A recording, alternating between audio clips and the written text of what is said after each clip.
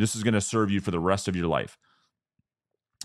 While most salespeople ask questions to figure out how they can sell them something, the great salespeople ask questions to help prospects identify and discover for themselves why buying something from you is in their best interest.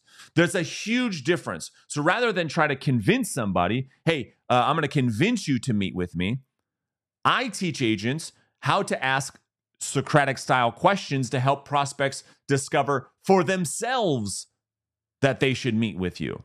That rather than force your way into an appointment or beg or plead for an appointment, that they invite you to come over and have a conversation. Wouldn't that be great? Well, I'm trying to teach that to you right now. So change versus no change.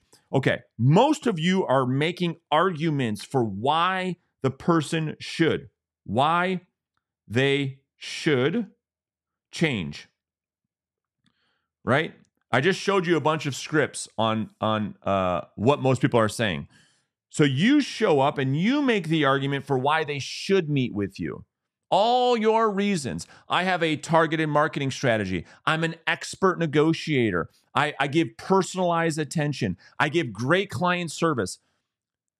People don't make decisions based on your reasons. They make decisions for their own reasons. And the more you try to vomit your reasons on people, the more motivated they are to do the opposite. We've talked about this. So when you show up and your scripts are all designed on making all these arguments for why they should do this and why they should do that and why they should meet with you and all this stuff, all you're doing is giving them more motivation to do the opposite of what you want them to do. We spent the last, 15, 20 minutes explaining the science behind this, and now it's getting into practical application. So when you show up and you make the script about why they should do something, why they should talk to you again, why they should meet with you, why they should sell their house right now, I bet you're getting a whole bunch of reasons on why people say why they can't. And there's no bad prospects. There's only bad salespeople, remember? So while you stay in this category of explaining why this person should do something, it most often turns into some type of objection on why they can't. Now, yes, if you do enough of anything, certainly you can play the numbers games, and do thousands and thousands and thousands of calls, and then you vomit on enough people that eventually somebody takes. Yes, you can do that.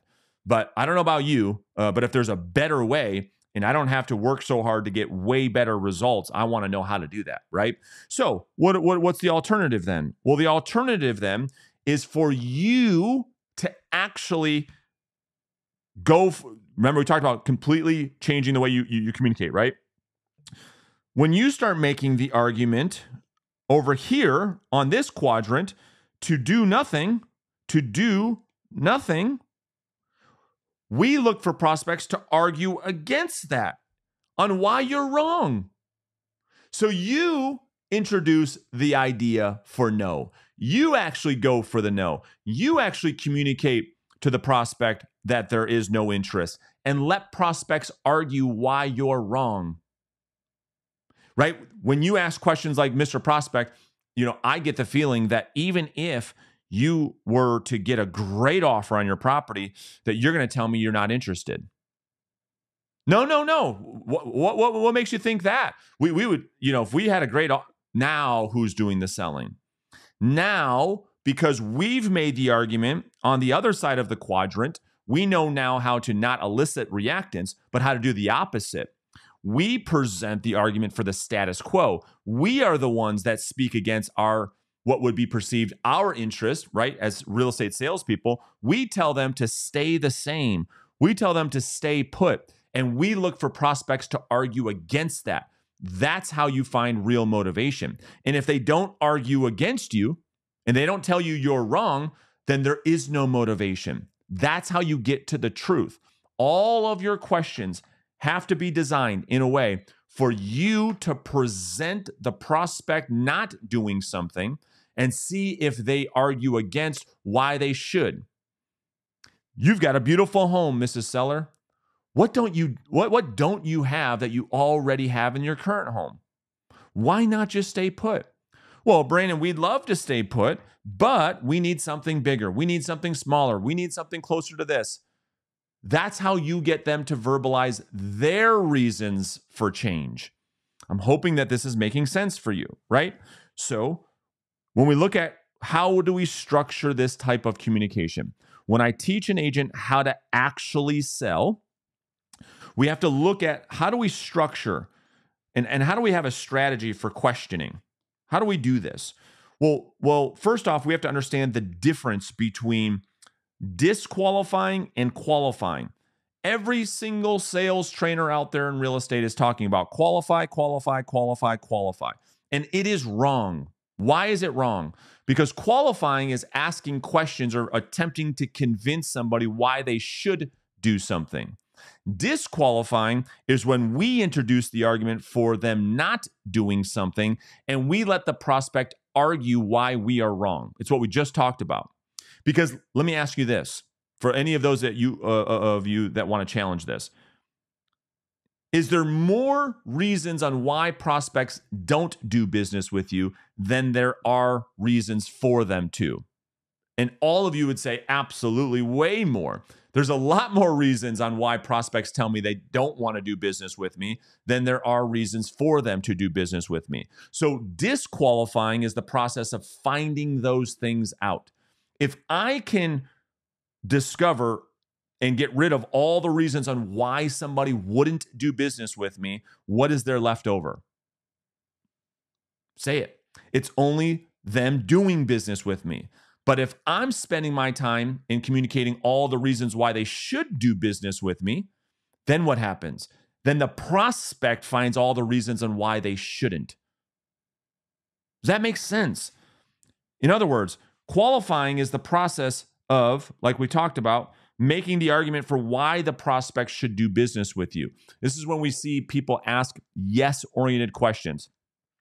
If you like what I say, will you hire me? That is a bad question to ask. There's so much perceived bias. That is a qualifying question. We don't want to do that. We don't want to do that. We want to be invited. We don't want them to feel and recoil back to reactance. Oh, sounds like you're going to try to sell me. Sounds like you're selling me something. So we don't want to do that. We want to be invited in.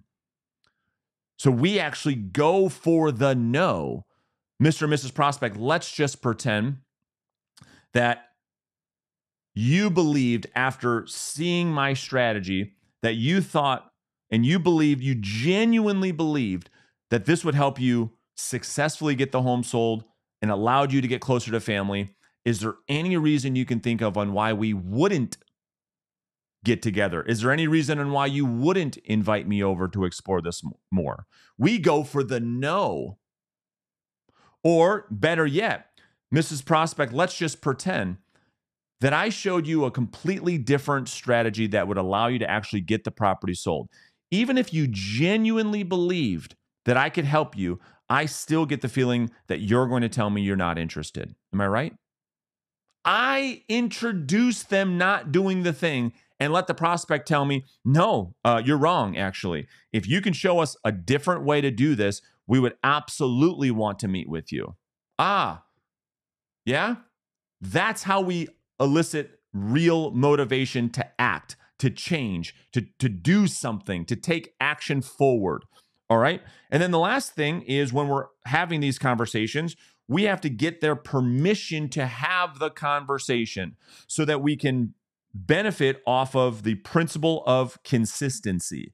So rather than bulldoze your way into a conversation, right? This is why I don't even call it a cold call, because when we communicate, we meaning the agents that I coach, when we reach out to prospects we've never talked to before, rather than just bulldoze our way into that conversation, we actually get their permission. They invite us to have the conversation. How do we do that? We use simple pattern interrupts. We say things like, Mr. and Mrs. Prospect, listen, I'll be up front. I'm a real estate agent. Do you want to hang up, or will you give me 30 seconds and then decide? And now we've given all the perception of control. We've respected their autonomy to make the decision for themselves. We know that when we do that, compliance with our request goes up.